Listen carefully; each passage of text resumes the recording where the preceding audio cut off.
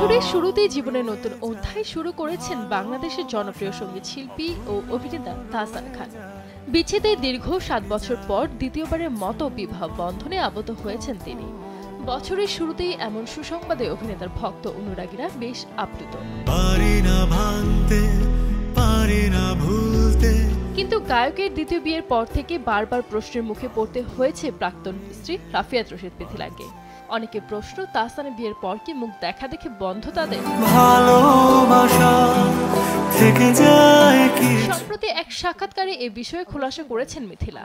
অভিনেত্রী জানান, তাদের নিয়মিত কথা হয়, এমনকি তাহসানের বিয়ের পর তাকে নতুন জীবনের জন্য শুভেচ্ছাও জানিয়েছেন তিনি। তাহসান খানকে শুভেচ্ছা জানিয়েছে? অবশ্যই জানিয়েছি, কেন জানাবো না। তবে এই পুরোটাই সম্ভব হয়েছে তাদের মেয়ে আয়রার জন্য।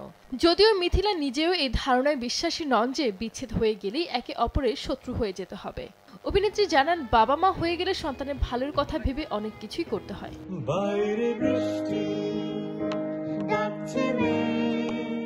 অভিনেত্রীর কথায়, আমার সন্তানের কাছে তার বাবা মা সমান।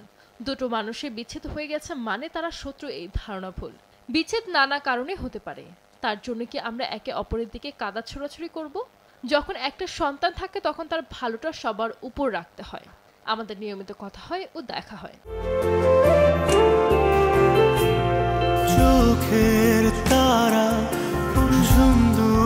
পুরে বৃষ্টি।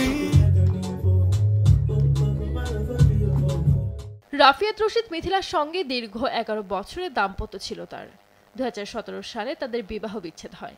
এরপর ২০১৯ সালের ডিসেম্বরে ওপার বাংলার জনপ্রিয় পরিচালক সৃজিত মুখার্জির সঙ্গে বিবাহ বন্ধনে আবদ্ধ হন মিথিলা।